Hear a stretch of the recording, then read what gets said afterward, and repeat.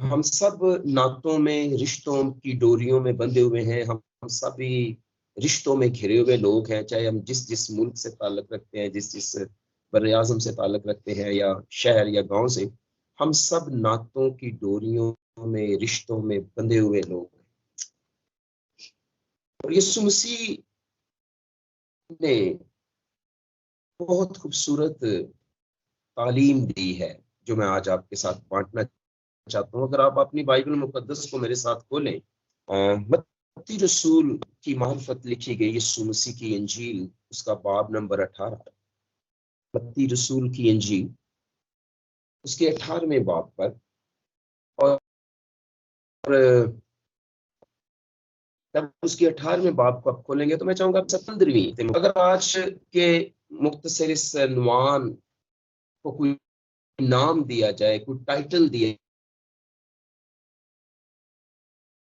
जाए आज के इस मैसेज को, तो वो ये है कि अगर तेरा भाई तेरा गुनाह, अगर तेरा तेरा अब यहाँ लफ्ज जब भाई आया उर्दू की बाइबल में, तो अंग्रेजी के कुछ और तराजुम ऐसे में है जहां पर भाई के साथ बहन भी लिखा हुआ है। इफ योर ब्रदर और सिस्टर, यानी भाई या बहन तेरा गुनाह करे, तो ये आज का अनुमान है। तो खुदा यीशु मसीह ने हमें डील करना या एक गुनहगार भाई से निपटने के लिए तालीम दी है कि अगर हमारा भाई या हमारी बहन गुनाह करे, तो फिर हमें उसके साथ कैसे डील करना है या उसके साथ कैसे निपटना है।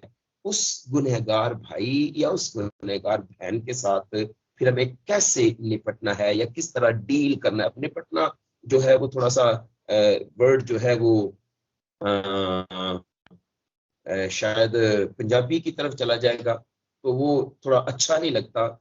लेकिन यहाँ पे डील करना, किस तरह उसके साथ मामला को दुरुस्त सिमत में लाना है, तो यहाँ ये जो बात है हम उसकी बात कर रहे हैं। यहाँ पे 15वीं आयत मुकद्दसा में लिखा हुआ है, खुदावंद के कलाम में 15वीं आयत मुकद्दसा में, और वो ये है कि अगर तेरा भाई तेरा गुनाह करे तो तू जा और खलवत में बातचीत कर। खलवत में, अगर तेरा भाई तेरा गुनाह करे, अब ये गौर करना है आपने, भाई और उसने अगर तेरा गुनाह किया है, तेरे भाई ने अगर तेरा गुनाह किया है, तो तू खलवत में जा, यानी पर्सनली तौर पे जा, शख्सी तौर पर जा और तू उससे बात कर। अब इस बात को और भी हम एहसन तरीके से समझ सकते हैं कि अगर तेरा भाई तेरा गुनाह करे, यानी अगर तेरा भाई तेरा गुनाह करे, उसे माफ करने का जो इख्तियार है वो भी तेरे पास है। हाँ, अगर तू माफ करेगा तो आसमान पर उसे खुदा भी माफ करेगा। अगर तू उसे माफ नहीं करेगा, खुदा भी उसे माफ नहीं करेगा, क्योंकि उसने तेरा गुनाह किया है। लेकिन अगर कोई शख्स खुदा का गुनाह करता है, तो उसे माफ करने का इख्तियार भी खुदा को है। यानी अगर कोई शख्स खुदा का गुनाह करे, तो उसे माफ करने का इख्तियार खुदा को है। यानी कोई खुदा का गुनाह करके किसी इंसान के पास जाके माफी मांगी, तो ये नामुमकिन है। इंसान के पास अथॉरिटी नहीं है कि उन गुनाहों को माफ करे जो हमने खुदा के खिलाफ किए हुए। इसलिए यीशु मसीह ने कहा, अगर तेरा भाई तेरा गुनाह करे, तो पहली बात तो यह है कि तू पर्सनली तौर पर जा, पब्लिकली तौर पर ना जा, शख्सी तौर पर जा, बजाय इसके कि तू किसी दूसरे से बात करे, तू उससे खुद जाके बात कर। और अगर वो तेरी सुने, यीशु मसीह ने कहा तूने से पा ली। क्या बात है, अगर वो तेरी सुने, तेरा नाराज भाई, तेरा वो भाई या तेरी वो बहन, तो तूने उसे पा लिया। लेकिन तू शख्सी तौर पे पहले बात कर, अगर वो तेरी सुनता है वेल एंड गुड। इससे पहले क्या हम आगे बढ़े, कई बार जहां पे ये लफ्ज आया ना भाई, तो बहुत सारे हमारे अजीज और कारब इस लफ्ज भाई को लेके रिश्तेदारी में भी उलझ जाते हैं। बेशक ये लफ्ज भाई है, और भाई भाई होते हैं, यानी जो ब्लड रिलेशन जिनके साथ हमारे होते हैं, जो खून के रिश्ते होते हैं, हम उनकी बात कर रहे हैं। लेकिन यहाँ पर जो यीशु की बात कर रहे हैं वो किसी ब्लड रिलेशन की बात नहीं कर रहे। यहाँ पर जो यीशु मसीह की बात कर रहे हैं वो सगे, जिसको हम सगा भाई कहते हैं ना, उसकी बात नहीं कर रहे। यहाँ पर चर्च ब्रदर की बात हो रही है। ये मैं ही नहीं कह रहा, ये अगर आप मुख्तलिफ अंग्रेजी के तराजुम देखेंगे, बाइबल्स के तराजुम देखेंगे, तो उनके अंदर ये यहाँ पे जो भाई के लिए लफ्ज इस्तेमाल हुआ है वो लफ्ज यूनानी जुबान का है अडल्फस। और अडल्फस लफ्ज एक शागिर्द के लिए इस्तेमाल होता है। अडल्फस से तर्जुमा अंग्रेजी का डिसाइपल किया गया है, यानी ये लफ्ज। और डिसाइपल के अंदर भाई भी हो सकता है, डिसाइपल के अंदर बहन भी हो सकती है। तो डिसाइपल है, यीशु से लेकर जाओ, जाके शागिर्द बनाओ। तो यहाँ पर पर्टिकुलरली तौर पर किसी उस भाई की बात नहीं हो रही जो खूनी रिश्ते का भाई है, यानी चर्च ब्रदर की बात हो रही है, जो कलीसियाई तौर पर हमारा भाई है या बहन है। तो अगर वो कोई ऐसा हमारे खिलाफ गुनाह करता है, तो उस आके यीशु मसीह ने कहा, बात अगर वो तेरी सुने तो तूने पा लिया, अगर ना सुने, फिर आगे उन्होंने बताया है। लेकिन फिर मैं थोड़ा वापस आऊंगा, लफ्ज जो अडल्फस है, उस लफ्ज को इसी बाब के अंदर आयत नंबर 21 में भी तर्जुमा किया गया है। अडल्फस का तर्जुमा भाई किया गया है। उसी लफ्ज का आयत नंबर 35 18वें बाब मत्ती रसूल की इंजील में भी तर्जुमा जो है वो अडल्फस ही किया गया है, यानी भाई का तर्जुमा अडल्फस वर्ड से किया गया, जो ग्रीक का लफ्ज है। और यूनानी से ही तर्जुमा जो हुआ है वो हुआ है डिसाइपल। तो यहाँ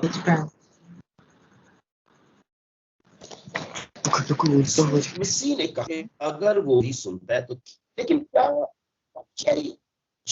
यहाँ पर यीशु मसीह एक भाई की बात कर रहे हैं? क्या वाकई खुदा यीशु मसीह एक चर्च ब्रदर की बात कर रहे हैं, या भाई कौन है? चले इस तरह से अगर हम बात करें कि भाई कौन है, सिर्फ वो जिसके साथ खून का रिश्ता है, या जो एक कोख से जिसने जन्म लिया है?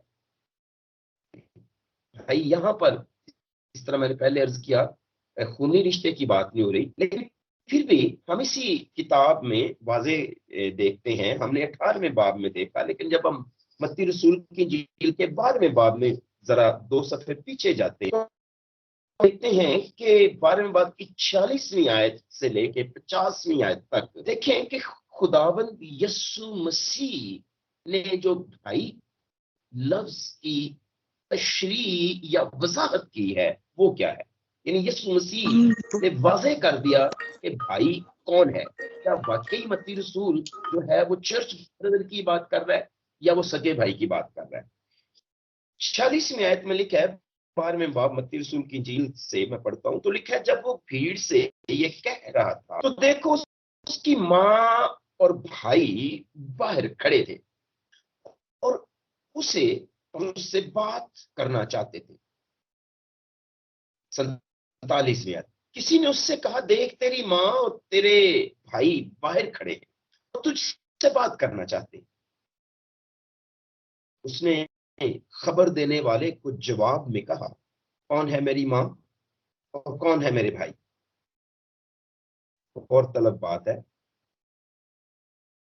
जवाब देने वाले को उन्होंने कहा, कौन है मेरे भाई और कौन है मेरे भाई और कौन मेरी माँ? 49वीं आयत, और अपने शागिर्दों की तरफ हाथ बढ़ाकर कहा, अपने शागिर्दों की तरफ हाथ बढ़ाकर कहा, देखो मेरी माँ और मेरे भाई ये हैं। इनकी तरफ हाथ बढ़ाया, शागिर्दों की तरफ, और कहा, देखो ये मेरे भाई और मेरी माँ है। क्योंकि जो कोई मेरे आसमानी बाप की मर्जी पर चले वही मेरा भाई और मेरी बहन और मेरी माँ है। तो इस बात में कोई शक नहीं रहता कि जब यीशु मसीह ने 18वें बाब में या यहाँ पर बात कर दी वाजे कि अगर तेरा भाई तेरा गुनाह करे, तो यीशु मसीह ने वाजे कर दिया कि उससे मुराद खूनी रिश्ता नहीं, यहाँ पर चर्च या कलीसियाई भाई या बहन की जो है वो बात हो रही है। इसलिए याद रखिए, जब हम भाई की बात करते हैं तो उन्हीं भाई की बात भी हो सकती है, जरूरी नहीं है कि चर्च ब्रदर की या दूसरे की भाई उसी से माखूज है, ब्लड रिलेशन भी है। लेकिन जब अहबार की किताब में 19वें बाब की 17वीं आयत को पढ़ेंगे, अहबार की किताब में 19वें बाब की 17वीं आयत में तो लिखा है, तो तू अपने दिल में अपने भाई से बुग़्ज़ न रखना। लफ्ज़ बुग़्ज़ का मतलब है नफरत। खुदा के कलाम में लिखा है, तू अपने दिल में अपने भाई से बुग़्ज़ ना रखना और अपने हमसाए को जरूर डांटते भी रहना, ताकि उसके सबब से तेरे सर गुनाह ना लगे। अब यहाँ पे लफ्ज जो भाई इस्तेमाल हुआ है और फिर दूसरी लाइन में जो लफ्ज हमसाया इस्तेमाल हुआ है, देखिए आजकल हमारा लिखने का जो अंदाज है वो अलग है। हम अगर किसी बात पर जोर देना चाहते हैं, किसी बात को वाजे करना चाहते हैं, तो हम उस बात को या तो हाईलाइट कर देते हैं या उस बात को हम बोल्ड कर देते हैं या उस बात को हम अंडरलाइन कर देते हैं। लेकिन हिब्रू वे ऑफ राइटिंग जो था या स्टाइल ऑफ राइटिंग जो था वो ये नहीं था। वो जब भी किसी बात पर जोर देना चाहते तो वो उस बात को दोबारा लिखते। मिसाल के तौर पर जैसे आप पढ़ेंगे कि लिखा है कि तू अपनी मां के बदन को बेपर्दा ना करना। फिर लिखा है नीचे कि तू अपने बाप की बीवी के बदन को बेपर्दा ना करना। खुदावंद जी, क्या जरूरत है, एक बार आपने कह दिया मां तो सबको पता है मां है, लेकिन गलती का इस्तेमाल ना रहे, वजाहत कर दी दोबारा उसी बात को करके। तो इसलिए हिब्रू राइटिंग स्टाइल ये है कि वो एक ही बात को दोबारा लिखते ताकि उस पर एम्फसिस किया जाए। जिस तरह खुदा यीशु मसीह ने कहा, मरथा मरथा यरूशलेम यरूशलेम, तो मैं तुमसे सच सच कहता हूं। तो यानी वो एक बात को रिपीट करते ताकि ये है कि उस पर जोर दिया जा सके। अच्छा, तो यहाँ पे बात जब हुई है कि तो अपने दिल में अपने भाई से बुग़्ज़ ना रखना, दिल में अपने भाई से नफरत ना रखना और अपने हमसाए को जरूर डांटते भी रहना। तो यहाँ पे हमसाया या भाई बात एक ही है, इसलिए यहाँ पे भाई हो या हमसाया बात एक ही हो रही है, उसको हमसाया भी कहा गया है। तो अपने पड़ोसी से अपनी मानद मोहब्बत रख। तो यहाँ तो अपने भाई के दिल में अपने दिल में अपने भाई के लिए नफरत ना रखना, मगर याद रखें उसको डांटते जरूर रहना, डांटते जरूर रहना। क्यों डांटते रहना? ताकि जो वो गलती कर रहा है, जो वो गुनाह कर रहा है, उसका गुनाह तेरे सर ना लगे। कई दफा आज हम अपने हमसाए को या अपने भाई की बेटी को या बेटे को डांटना नहीं चाहते। गलती देख कर जो है हम बिल्कुल उसको डांटना नहीं चाहते। हम कहते हैं कहीं वो बेइज्जती ना कर, कहीं हमें अपनी इज्जत की खातिर हम उसको ऐसा नहीं कह सकते, तो हम दरवाजा बंद कर लेते हैं अपने हमसाए की गलती को देख के। मगर याद रखिए कलाम कहता है तो अपने हमसाए को डांटते जरूर रहना। हाँ, उसके लिए भाई के लिए दिल में नफरत ना रखना, मगर उसकी गलती पर उसको डांटते जरूर रहना, वरना उसका गुनाह तेरे सर लगे।